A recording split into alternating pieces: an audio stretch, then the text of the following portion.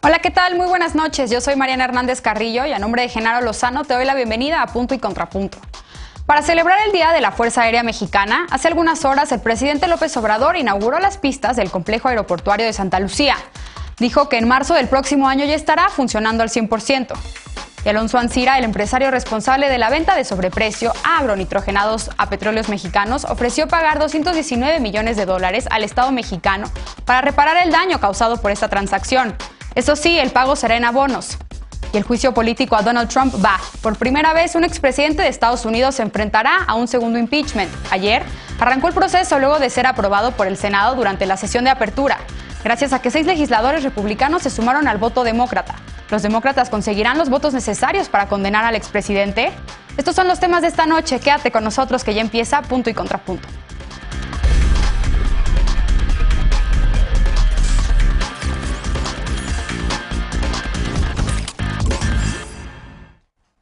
A pocos días de haber superado la COVID, el presidente López Obrador viajó a la base militar de Santa Lucía para celebrar el Día de la Fuerza Aérea Mexicana.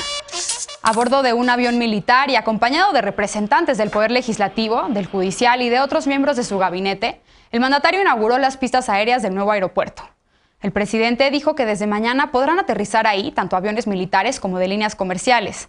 También calificó al aeropuerto una de las megaobras emblemáticas de su administración como un fenómeno de la ingeniería civil. Esto debido a que la Secretaría de la Defensa Nacional ha construido esta obra en tiempo récord y con un ahorro de $230,000 millones respecto al proyecto de Texcoco. Cuando se presentó el proyecto en octubre de 2019, la Secretaría de la Defensa Nacional señaló que estaría terminado en junio de 2021, pero luego de que en varias ocasiones la obra fue suspendida por demandas de amparo presentadas por el colectivo No Más Derroches, se dio como nueva fecha de inauguración febrero de 2022. Esta mañana el presidente López Obrador dijo que será hasta marzo y que además del aeropuerto se construirán las vías de comunicación necesarias para que podamos llegar hasta allá y pueda haber interconexiones con el aeropuerto Benito Juárez. Primer tema de la noche y para debatir nos acompaña como cada lunes y miércoles Lisa Sánchez, directora general de México Unido contra la Delincuencia. Buenas noches, querida Lisa, ¿cómo estás? Muy bien, Mariana, muy buenas noches a todas y a todos, ¿cómo están? Bienvenida. También nos acompaña Alfredo Lecona, activista y analista. Buenas noches, Alfredo. Buenas noches, Mariana, y buenas noches a todas y todos. También nos acompaña Eder Guevara, antropólogo y fundador de Morena. Buenas noches, Eder, bienvenido. Hola, querida Mariana, buenas noches a todas y todos. Y Frida Gómez, feminista, analista y amiga de este programa. Buenas noches, Frida, bienvenida. Buenas noches, Mariana, gracias a todas y todos. Buenas noches. Bien, pues primer tema de la noche. Comienzo contigo, Eder. ¿Cómo estás viendo esta inauguración de las pistas aéreas del tan polémico aeropuerto de Santa Lucía? ¿Cuándo vamos a poder ir ya en un vuelo comercial? ¿Y qué te parece esta inauguración? Bueno, hoy ya aterrizó el primer vuelo comercial. Pero sin pasajeros, ¿no? Tengo entendido. Sí, están haciendo las primeras pruebas.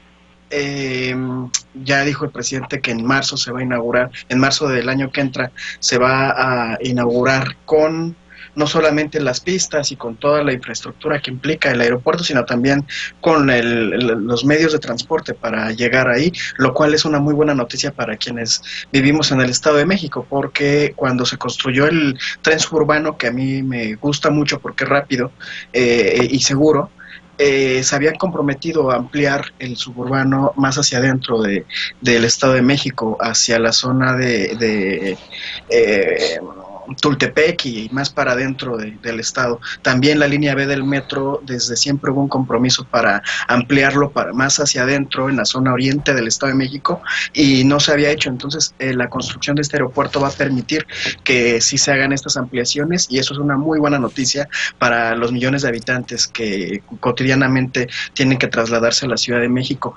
Pese a las decenas, casi 150 amparos que metió varios abogados que querían frenar el proyecto de Santa Lucía, no solamente se está entregando en tiempo y forma, se está ahorrando muchísimo dinero, como ya decía la nota inicial, sino que también ha permitido construir un parque ecológico ahí donde iba a ser el aeropuerto de los corruptos del Grupo Atlacomulco. Se va a construir el parque ecológico que es más grande que todo Manhattan.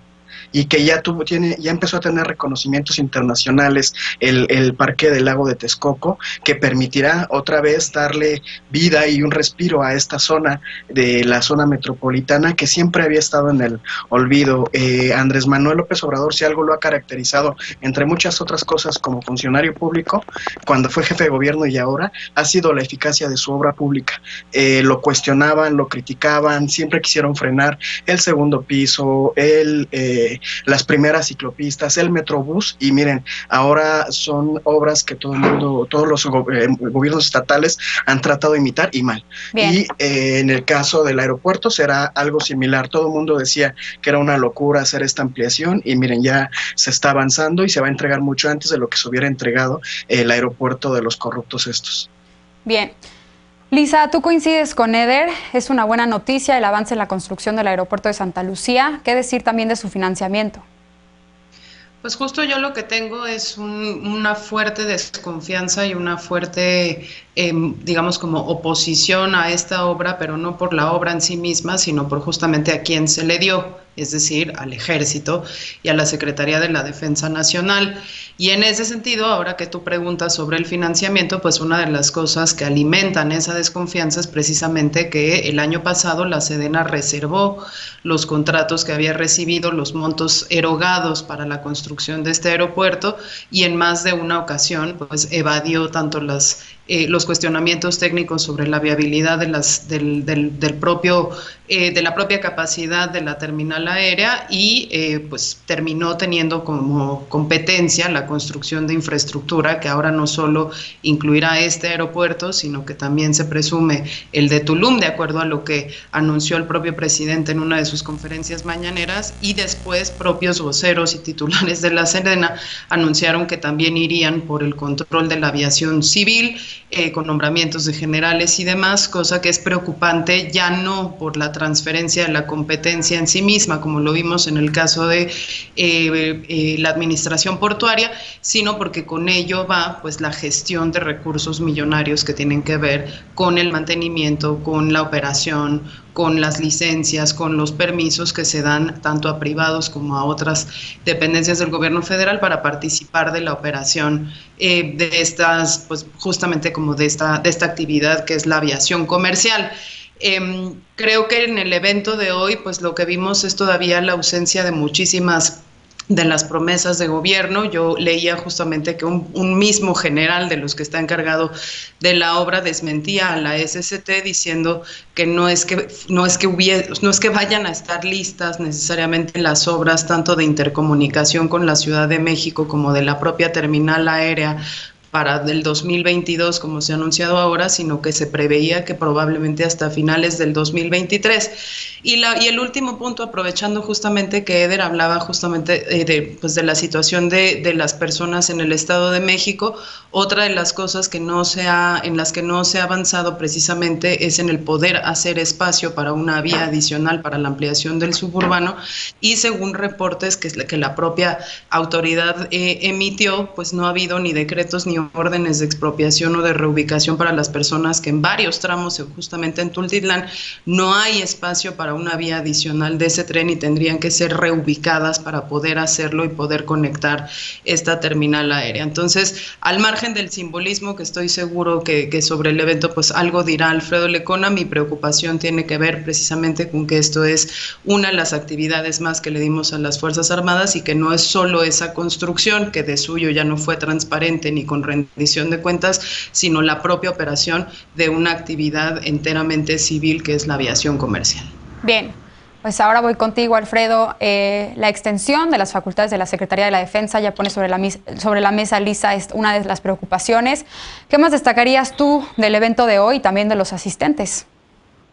Pues ya que me pusieron el pase, Lisa y tú, pues sí, hablar de lo que hoy vimos es un evento de propaganda militar. O sea, el presidente López Obrador es incapaz de usar un avión de la Fuerza Aérea para cosas más relevantes como ir a Tabasco, por ejemplo, en tiempos de la inundación o de cuando tenía síntomas de COVID, poderse trasladar de Monterrey a la Ciudad de México, pero hoy sí se hace un vuelo en la misma ciudad para, pues solo eso, propaganda militar. Todo lo que vimos hoy y todo lo que representa Santa Lucía es una muestra de cómo el país sigue avanzando a un camino bastante nefasto más allá del obradorismo, con todo este poder económico y este poder político que van acumulando las Fuerzas Armadas en cada obra, en cada eventito de estos, en cada vez que el presidente los pone como a la Marina y al Ejército como los principales impulsores de la mal llamada transformación. Y Santa Lucía en sí mismo es un monumento a esa impunidad militar que fomenta la 4T. Todas las veces que López Obrador se refiere al viejo aeropuerto o al viejo proyecto del nuevo aeropuerto internacional de la Ciudad de México en Texcoco, como ahorita Eder dice, ese aeropuerto de los corruptos, por favor. Entonces, porque ahí hay, entre todos esos corruptos, entre todas las personas y en todos los grupos que dice el presidente López Obrador, que deben de estar muy enojados o que están muy enojados por la cancelación del anterior proyecto de aeropuerto internacional, pues el ejército no es el caso. El ejército fue el mayor benefactor de esta nueva de este proyecto de Santa Lucía, cuando hay muchísimas cuentas pendientes que nadie está exigiendo, ni interior del gobierno, ni mucho menos de parte de las Fuerzas Armadas, y la denuncia que de hecho la Policía Federal del sexenio pasado hizo sobre las irregularidades de los contratos, está ahí archivada sin que sepamos nada de qué pasó con ese uso de 45 empresas fantasmas que ya nos hemos enterado después, gracias a una investigación del Universal, que recibieron 1.778 millones de pesos para proveer bienes e insumos para la famosa barda perimetral.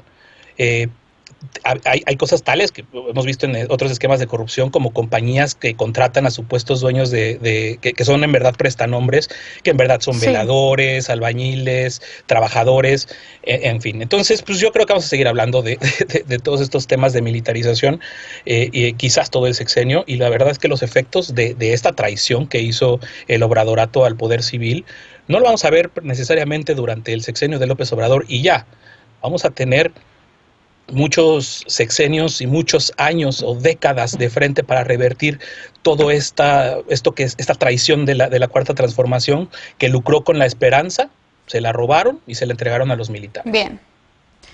Frida, ¿tú tienes algún contrapunto para lo que está diciendo Alfredo o celebras el avance en la construcción del aeropuerto? ¿Qué más destacarías?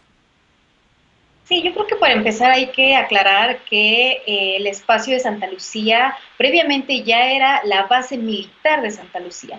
Y en ese sentido me parece una obviedad que sea el ejército el encargado de manejar la administración del proyecto.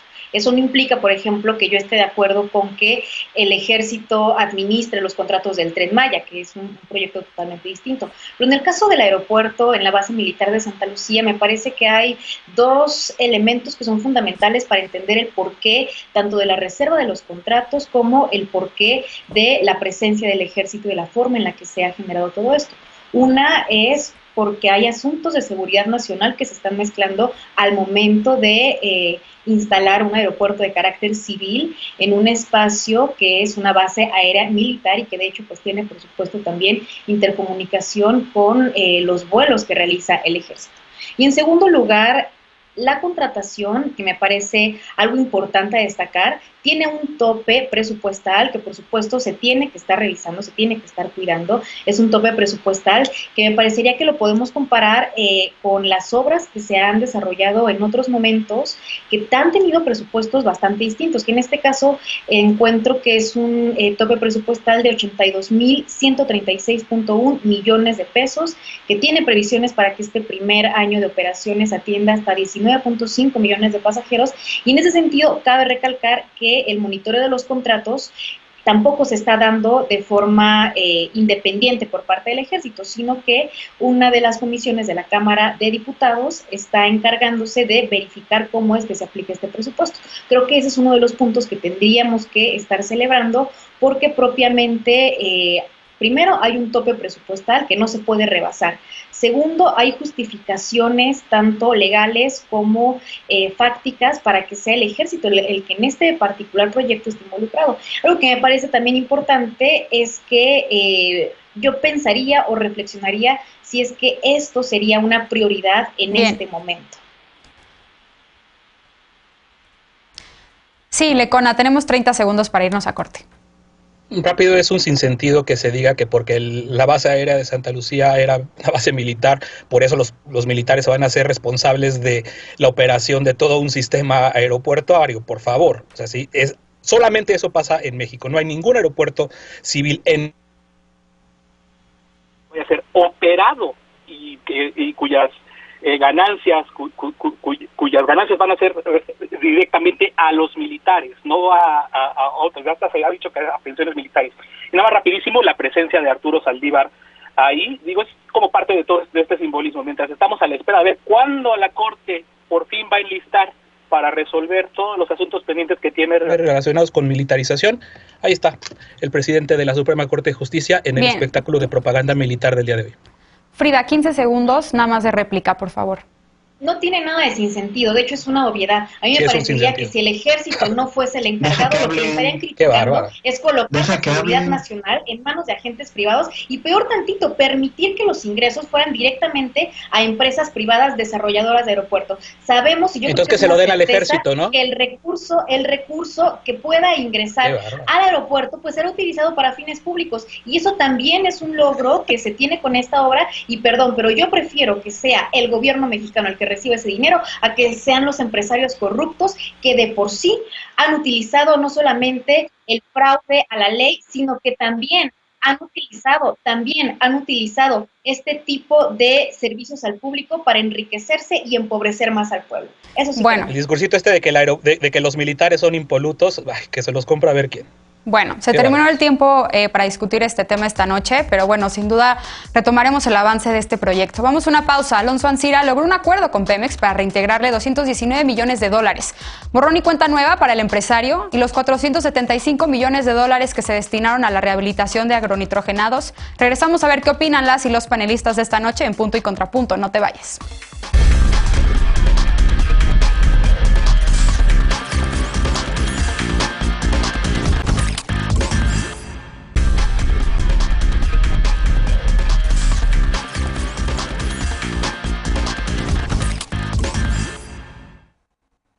Regresamos a Punto y Contrapunto.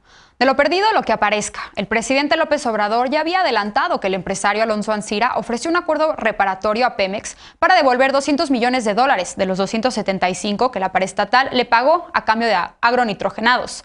Ayer, el juez que lleva el caso dijo que hasta que vea dicho acuerdo, Ancira seguirá en prisión. Veamos en contexto. El empresario Alonso Ancira logró un acuerdo reparatorio con Petróleos Mexicanos para reintegrar $219 millones a la paraestatal. Permanecerá en prisión hasta que se presente dicho acuerdo ante el juez del caso, que fijará una nueva audiencia para modificar la medida cautelar, aunque la defensa del empresario solicitó que pueda seguir el proceso en libertad condicional. Hace una semana, Ancira, presidente del Consejo de Administración de Altos Hornos de México, fue extraditado de España y vinculado a proceso por supuestas operaciones con recursos de procedencia ilícita. El empresario presuntamente sobornó a Emilio Lozoya, entonces director de Pemex, con $3.5 millones a cambio de que el funcionario autorizara la compra de agronitrogenados. En 2015, Pemex compró la fertilizadora en $275 millones, un precio 10 veces superior a su valor real. Además, la Auditoría Superior de la Federación apuntó en 2017 que se destinaron $200 millones para rehabilitar la planta, cifra que luego se incrementó otros 285 millones, por lo que el costo total del proyecto sumó $760 millones. El pasado 13 de enero, el presidente Andrés Manuel López Obrador dijo que Altos Hornos de México devolvería $200 millones. Ese mismo día, la empresa emitió un comunicado señalando que acordó pagar en un plazo de 4 años dicha cantidad. Punto y contrapunto. Bien, segundo tema de la noche y empiezo contigo ahora, Frida. Ya vincularon a proceso a Alonso Ancira y se logra este acuerdo reparatorio. ¿Cómo estás viendo tú este acuerdo? ¿Te parece una medida suficiente o vamos a ver un borrón y cuenta nueva con el empresario? ¿Qué sigue en su proceso? Yo creo que lo ideal es que en términos de la justicia no fuese únicamente esto lo que se haga.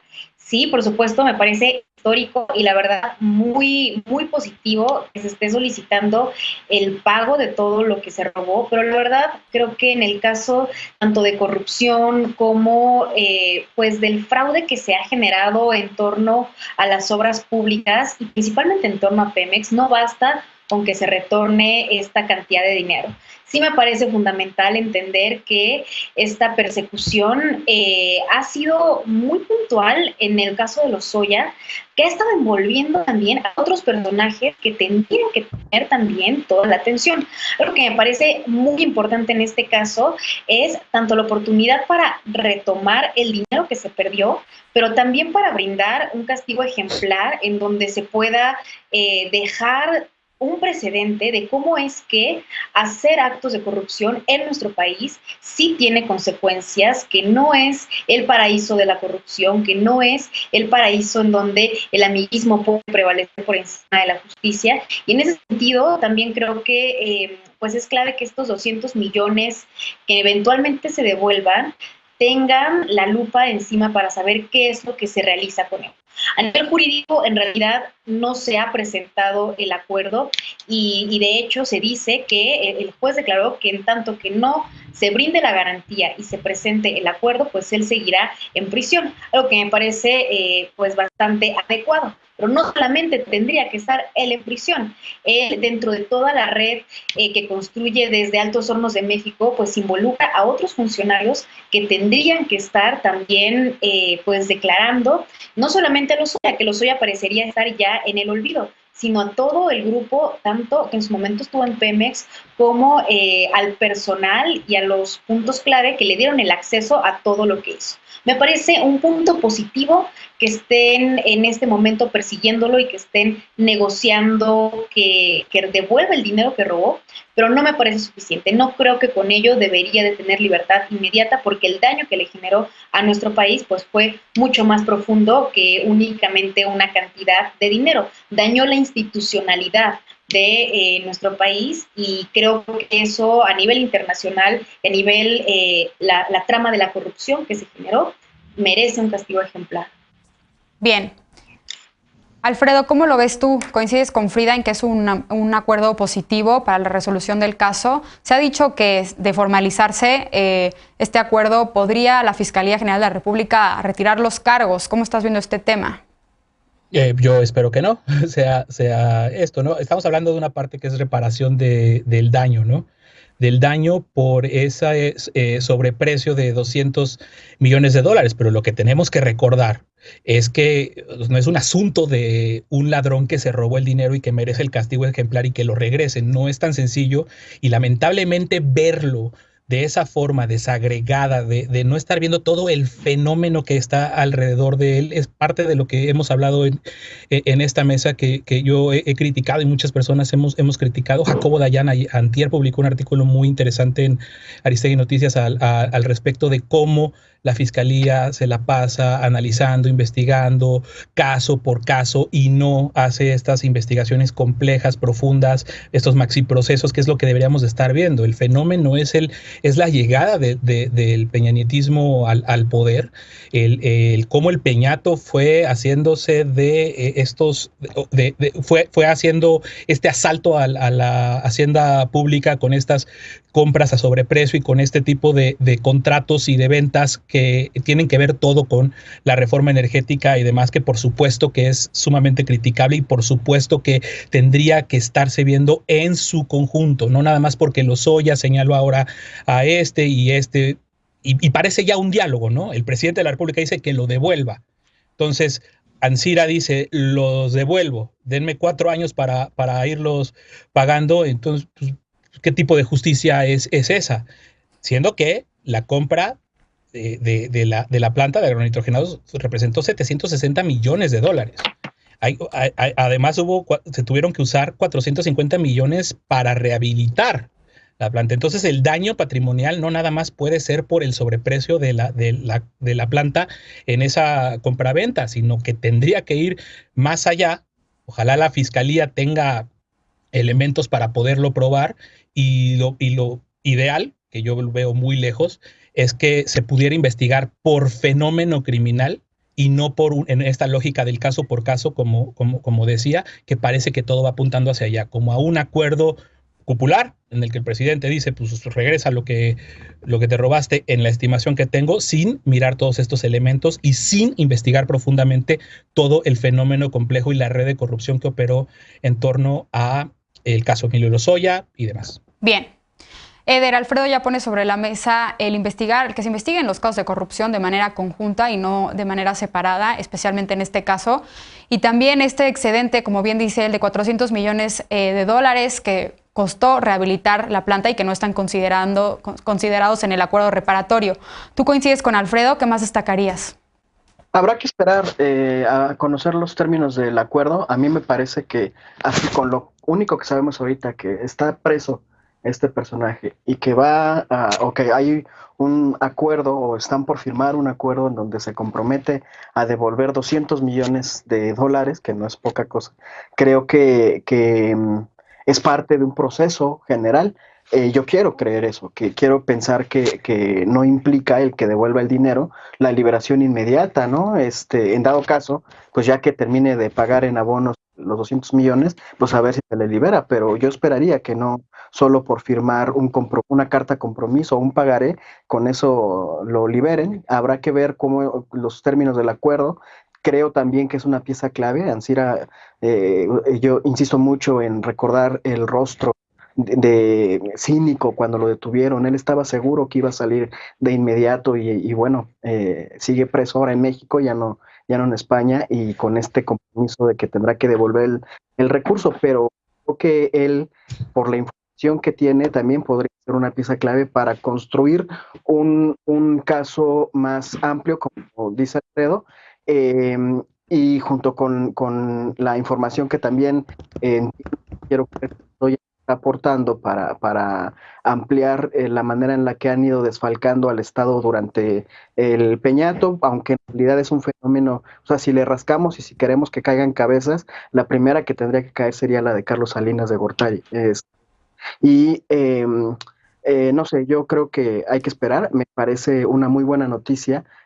Yo no recuerdo, francamente, no tuve tiempo de buscar, pero no recuerdo que algún corrupto detenido devolviera el dinero a la federación o parte del dinero que se malversó y se robaron, ¿no? Entonces, a mí eso ya me parece un avance bastante significativo. Insisto, esperemos a ver cómo es el acuerdo. No tenemos todavía mucha información y me parece que incluso es un error que den a conocer esta parte de que se va a devolver una cantidad sin decir en qué consiste el acuerdo general, lo que se pueda decir para no violentar el debido proceso. Creo que hay que esperar. Lisa, hay que esperar, coincides con Eder. ¿Cómo ves tú este acuerdo reparatorio? Y también se ha informado que de formalizarse podría cambiar la situación jurídica de Ansira y que se le retire la prisión preventiva y pueda llevar su proceso en libertad. Yo creo que coincidimos todos en esta mesa en que el daño ejercido trasciende los 200 millones de dólares y que por supuesto que las investigaciones tienen que ser muchísimo más amplias y que el proceso justamente penal y de la investigación que haga la Fiscalía va a tener que sopesar, digamos, varios pros y contras de optar por una opción o por otra opción jurídica. Y ahí, por ejemplo, justamente las abogadas penalistas de Togil lo que nos recordaban era hay diferencias importantes entre el criterio o la opción jurídica que se adopte, porque una cosa es lo que vimos con Lozoya, ¿no? Esta posibilidad de acogerse al famoso criterio de oportunidad que en realidad se da a cambio de información que el imputado pudiera dar y que el beneficio ahí es una reducción de la pena o una conmutación de la pena por otro tipo de sanciones, ¿no? Dependiendo justamente de qué tanta esa información lleve a descubrir delitos más grandes o implique a imputados más grandes que el propio acusado, mientras que en el caso Ansira de lo que se está hablando es de un acuerdo reparatorio. Y en la figura del acuerdo reparatorio, donde hay, digamos, este acuerdo económico entre las partes para reparar el daño, como dice la definición, el procedimiento penal sí termina ahí. O sea, si se da un acuerdo reparatorio que dice son 3, 5, 7 o 200 millones de dólares y estos se pagan, ahí se extingue el procedimiento penal, por lo que ya no tendría Ancira, por ejemplo, ningún tipo de obligación para seguir colaborando con la Fiscalía en el caso Odebrecht, en el caso agronitrogenados, en el caso Emilio Lozoya. Y la última cosa que diría también es que ha sido interesante observar la diferencia de tratamiento de estos dos imputados entre Emilio Lozoya y Ancira, uno que sí está viviendo su proceso en libertad, que es Emilio Lozoya, pese a que está involucrado también de manera indirecta en ese daño patrimonial por los muchos millones de dólares que nos mencionaban Eder y Alfredo, y por el otro lado, otro al que sí se le aplicó la prisión preventiva oficiosa por el famoso riesgo de fuga y demás, que también tenía Lozoya, es decir, Lozoya ya se había fugado, ¿no? Y que en cambio a él sí se le aplicó. Entonces, vamos a ver, efectivamente sí tenemos que esperar cuáles son las condiciones de cualquiera de estas dos opciones jurídicas, pero sí es muy importante que entendamos esas dos diferencias, porque entonces en un acuerdo reparatorio habiéndose consumado ya no hay necesariamente obligación de colaborar en estos maxi procesos de los que hablaba Alfredo o de lo que decía Eder, ¿no? Y la misma Frida, que sí querríamos ver más testimonios, más evidencia para llegar pues cada vez a más gente, para evitar que esto sobre todo se repita en el futuro. Bien, finalmente, Alfredo, ¿querías agregar algo más? Tenemos un minuto. No, la verdad no. Bueno, ¿alguien tiene algún contrapunto o un punto más que agregar? Entonces vamos a una pausa. Con 232 votos, el Congreso de Estados Unidos abrió el proceso para un segundo juicio político en contra de Donald Trump, pero será necesario que 17 senadores republicanos apoyen su condena. ¿Logrará librarse como en el primer impeachment? Volvemos con este tema, punto y contrapunto, no te vayas.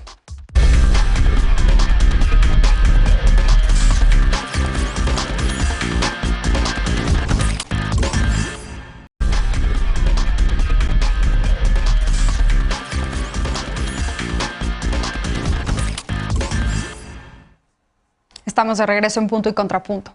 Durante 4 años, Donald Trump fustigó a los medios, alentó a los extremistas y se plantó ante las cámaras o frente a Twitter diciendo mentiras. Esas mentiras, según los legisladores demócratas, terminaron llevando a un nutrido grupo de trumpistas hasta el Capitolio el pasado 6 de enero. Aunque la defensa del exmandatario ha señalado que este nuevo juicio político busca impedir que vuelva a participar en las elecciones, los demócratas dicen que es necesario sentar un precedente que impida a cualquier otro presidente intente desacreditar un proceso electoral. Veamos en contexto. Este martes, en la sesión de apertura del Congreso estadounidense, el Senado declaró constitucional iniciar un nuevo juicio político contra Donald Trump. 6 senadores republicanos sumaron su voto al de los demócratas para rechazar la solicitud de la defensa de Trump de desestimar el proceso por considerarlo inconstitucional. El pasado 13 de enero, la Cámara de Representantes aprobó realizar un nuevo proceso de destitución contra Trump con 232 votos a favor, 10 de ellos de representantes republicanos. Trump, cuyo mandato terminó el pasado 20 de enero, es acusado de incitar a la insurrección. El proceso arrancó con la presentación de un video donde Trump alentó a sus seguidores a tomar el Capitolio. Con la frase "vamos a detener el robo", Trump alentó a sus seguidores a pelear como el demonio por su patria, al tiempo que en el Congreso, el colegio electoral seguía el proceso para certificar el triunfo de Joe Biden. La defensa de Trump acusó a los demócratas de querer impedir que el magnate vuelva a postularse a un cargo público. Para que Trump sea declarado culpable, los demócratas necesitan 17 votos republicanos. Los demócratas han dicho que el proceso es para sentar el precedente e impedir que hechos como el del 6 de enero se repitan. En 2019, Trump fue sometido por la Cámara de Representantes, de mayoría demócrata, a un primer juicio político por abuso de poder y obstrucción al Congreso, tras haber presionado a las autoridades de Ucrania a investigar a Joe Biden y a su hijo, pero el Senado, de mayoría republicana, lo absolvió. Punto y contrapunto. Bien, último tema de la noche y empiezo contigo, Lisa. Ayer el Senado declara constitucional el que se inicie un segundo juicio contra Donald Trump con el voto de todos los demócratas y también de 6 senadores republicanos, incluido el de tu tocaya, la senadora Lisa Murkowski por Alaska. ¿Cómo estás viendo tú los argumentos que se presentaron ayer y este proceso de el inicio de un segundo impeachment contra Donald Trump? Pues creo justamente que, como bien decía la nota, que además qué difícil hacer un análisis de seguimiento después de unas notas tan buenas que nos hacen en este programa, pero creo que el primer paso que ya se dio justamente es lograr que el juicio proceda, ¿no? Porque había dos argumentos fundamentales que se estaban esgrimiendo desde la defensa de Donald Trump, que eran, uno, que la primera enmienda protegía la libertad de expresión del presidente y que en todo caso sus mensajes no eran instrucciones textuales como para que se tomaran como órdenes por parte de sus adeptos para ir a hacer los desmanes del Capitolio. Pero punto número dos también, pues que nunca se había hecho un juicio político sobre un civil o un ciudadano de a pie, en el sentido en el que su término ya concluyó y por lo tanto pues estarían haciendo un juicio político sobre un ciudadano, no sobre un representante electo a un cargo popular, en este caso el presidente de los Estados Unidos. Esos dos argumentos, digamos, no han sido llevados a su extremo. La defensa todavía los puede utilizar e incluso si se lograra, por ejemplo, el escenario, digamos, menos probable, que es que realmente se sancionara a Donald Trump y se le quitara la posibilidad de volver a ocupar cualquier cargo público, incluso la defensa legal del expresidente podría llevar esto a la Suprema Corte para que se pueda tener un criterio ya del máximo tribunal, porque efectivamente pues no está previsto como tal en la Constitución, pero el hecho de que esto ya haya avanzado y estemos en este momento discutiendo y calculando ya más bien el equilibrio de fuerzas políticas para saber si alcanza o no alcanza, pues es una primera buena noticia. Otra buena noticia quizás es que efectivamente se está presentando muchísimo material en el que no solo se intenta comprobar que efectivamente en los días previos y en el día mismo de los disturbios en el Capitolio el presidente arengó, digamos, a sus simpatizantes para que tomaran acción y fueran a reclamar lo suyo al Capitolio, se está también documentando evidencia de las relaciones del Partido Demócrata y particularmente este grupo más de extrema derecha que es el GOP con milicias y movimientos simpatizantes de extrema derecha armados con acceso, ¿no?, a armas que participaron de manera violenta y amedrentaron a muchos simpatizantes demócratas y republicanos que no querían a Trump en distintos actos políticos, justamente para poder seguir alimentando la idea de Trump y de su reelección.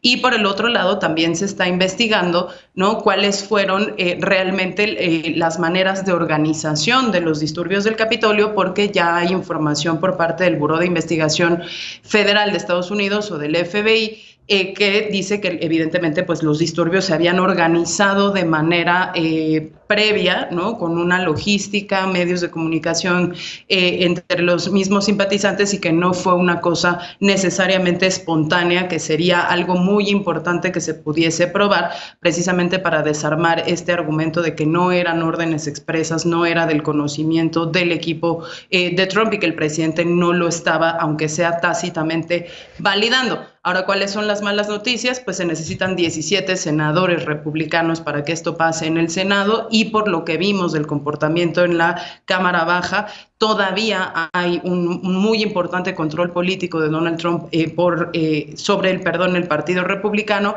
y pues todos los análisis que se están haciendo sobre nombres específicos de quién podría votar o no a favor, parece que no alcanzan los números y que esto, aunque avanzaría en la Cámara de Representantes, se quedaría estancado en el Senado. Yo honestamente espero que no, porque le haría muchísimo daño al debate público y al futuro de Estados Unidos y del mundo que un personaje como él pudiera volver a correr como candidato para la presidencial del 2024. Bien. Frida, tú coincides con Lisa. ¿Cómo estás viendo tú el inicio de este segundo impeachment contra Trump? Como bien dice Lisa, como el expresidente Donald Trump ya no está en el cargo, ya el impeachment no procedería para destituirlo, pero sí se podría, de ser enjuiciado, inhabilitarlo para que ocupe un cargo público en el futuro. ¿Cómo estás viendo tú y si ves viable que se consigan estos 17 votos republicanos para efectivamente declararlo culpable? Coincido totalmente de forma principal en cuanto al impacto que tendría el hecho de que esto no procediera. De hecho, ya estamos de por sí frente a un acontecimiento que es histórico. Primero, porque Donald Trump es el primer expresidente que es llevado 2 veces a juicio político, a impeachment, que además de todo le alcanza a uno ya fuera de su periodo y que en sí mismo pues ha generado un comportamiento que ha sido muy, muy, muy lesivo tanto para la democracia de su país como para la democracia, yo diría, del mundo, porque el mensaje que ha brindado con las mentiras cotidianas, con la polarización, con la forma en la que se ha documentado que pudo contribuir a la insurrección, en donde los levantamientos generaron muertes, generaron pánico, pues por supuesto es algo intolerable.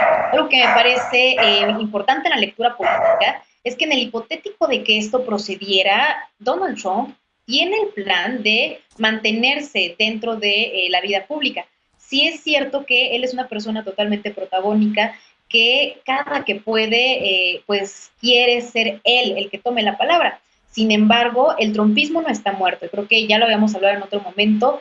El hecho de que Donald Trump esté impedido para acceder a un cargo, además de que va a traer la defensa, pues yo diría, al menos de los mejores abogados de Estados Unidos, también va a traer de por medio que sus hijos entren a la vida pública con este discurso de victimización, tanto de la censura como de la persecución que se pudo haber generado en contra de él, y esta narrativa que ha construido de que su postura es la postura ciudadana y de que la forma en la que las instituciones y también los medios lo han censurado y atacado, lo convierten en una amenaza a esos intereses y que por lo tanto habría que apoyarlo. Yo veo que dentro del panorama de Estados Unidos, tanto su hijo como Ivanka tendrán un papel mucho más elevado y mucho más protagónico. Y recordemos también que en el próximo periodo hay altas probabilidades de que sean mujeres las que se enfrenten por la presidencia de México, de Estados Unidos, perdón. Primero, por un lado, Kamala Harris, y por otra parte, Michelle Obama. Ambas muy bien posicionadas y ambas con una trayectoria muy importante, que además de cierta forma obligaría o impulsaría a que también por parte de los republicanos pudiera ser una mujer la abanderada. Por supuesto, es temprano para hacer una lectura tan anticipada, pero la realidad es que aun cuando el impeachment pudiera tener los efectos de neutralizar a Donald Trump, tampoco creo que esto sea el fin del trumpismo. Por el contrario, creo que esto le dará cierta fuerza a sus hijos, y recordemos que su poder es económico, así es que él tiene la capacidad de inyectar y crear a otros candidatos. De acuerdo. Eder, ¿podría ser el fin del trumpismo? También te quería comentar, hoy uno de los congresistas mencionaba y así lo identificaba, que Trump pasó de ser el comandante en jefe al incitador en jefe, ¿no? Cuando se presentan todos estos videos, algunos inéditos sobre la insurrección en el Capitolio. ¿Qué lectura le estás dando tú a este segundo juicio político contra Trump y si crees que podrían declararlo culpable? Para empezar, yo veo muy complicado que sí se aprueben en el Senado. Creo que la aplicación, un poco lo decía Lisa, esto que el mismo se compone por grupos radicalizados, armados, porque el sistema estadounidense permite que todo el mundo tenga acceso a armas de distintos calibres, y que hasta hoy habían sido muy tolerados e incluso muy respetados por los gobiernos estadounidenses cuando asesinaban a la otredad, ¿no? A la gente negra, a la gente latina, a la gente de origen asiático, etcétera. Había mucha tolerancia para estos grupos. Ahora se pone en la mesa la posibilidad de investigarles porque asumieron una postura política en favor de este personaje que también cometió un montón de injurias en contra de literalmente medio mundo, y que no fue sino hasta que comenzó a asumir una posición política incómoda para el régimen estadounidense cuando comenzó a ser imputado también, cuando le quitaron las cuentas de redes sociales, cuando se habló de esta posibilidad de este nuevo juicio político para que no pueda acceder a un nuevo cargo. A mí me parece que un tipo como él, ya lo había dicho en alguna otra ocasión, le ayudaría mucho que el Senado, le lleven a cabo este proceso político, porque podría construir una narrativa de que es víctima del régimen y víctima del sistema, y además le ayudaría mucho a estos grupos para tener una causa alrededor de la cual seguirse organizando y movilizando. Bien. Sin Sí creo que es muy complicado que pase, no solamente por las simpatías de algunos del Partido Republicano con Donald Trump, sino sobre todo porque sus simpatías son para esos grupos radicalizados, racistas y xenofóbicos. Yo creo que es a ellos a los que no van a tocar. Finalmente, Alfredo, tu lectura sobre este segundo juicio político y también qué precedentes podría sentar, tanto si es absuelto Trump como si es declarado culpable. Pues ya lo ha dicho, creo, ya lo hablamos aquí cuando estaba a punto de tomar posesión Joe Biden, un tuit de Alexandra Ocasio-Cortez que dice precisamente para quienes dicen que ya no hay que seguir picándole a Trump y ya no hay que seguirle buscando.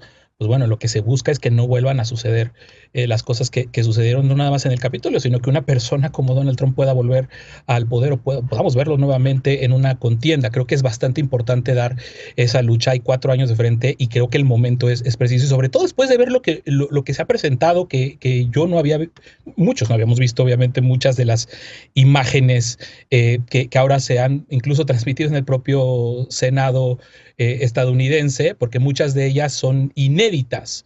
El hecho de ver a esta turba o que hay testimonios de esta turba organizándose para ejecutar al presidente, al ex vicepresidente Mike Pence, pues son señales de lo que provocó Trump. Y aquí lo que está, primero que nada, sobre la mesa es si Trump fue un espectador inocente o si él en verdad fue, como has recordado ahora, el incitador en jefe. Y toda la evidencia que se ha presentado y la forma en la que se estuvieron organizando estos grupos dan mucha pista de que es la segunda opción, lo que realmente pasó ese 6 de enero y previamente a ello. Y lo que va a venir después de este juicio político y que ya está empezando a suceder en el mundo, pues son debates bastante interesantes sobre la libertad de expresión, sus límites y de la verdad en sí misma, porque mucho se dice, por ejemplo, con la suspensión de las cuentas de Donald Trump, que es un acto de censura, que por qué no se hizo antes. Ciertamente, si vemos la evolución de las posturas de las redes sociales, específicamente de Twitter, para el tratamiento de la cuenta de un líder político de una nación, había tenido ya varias advertencias y varios señalamientos de cómo, a pesar de que estuviera diciendo lo que estaba diciendo, se iba a dejar ahí el tweet, quizá con una advertencia de la falsedad del contenido y demás, pero se abren debates muy interesantes sobre la verdad misma, la verdad que empieza a tener eso tan importante que de hecho no es cierto lo que dice Frida. Los abogados, los mejores abogados de Estados Unidos no van a defender a Donald Trump porque rechazaron muchos de ellos su defensa y se quedó con abogados no tan famosos, no tan reconocidos, porque nadie quería representarlo, porque va su propia postura, su propio prestigio en juego, cuando la obligación de defenderlo es decir que hubo un fraude en Estados Unidos, por ejemplo. Bien, pues desafortunadamente se terminó el tiempo para discutir este tema esta noche, pero sin duda vamos a estar atentos a la resolución de este juicio político en contra de Donald Trump y desde luego lo discutiremos por acá. Tenemos que hacer un corte y regresamos ya para despedirnos con la paparrucha de esta noche. No te vayas.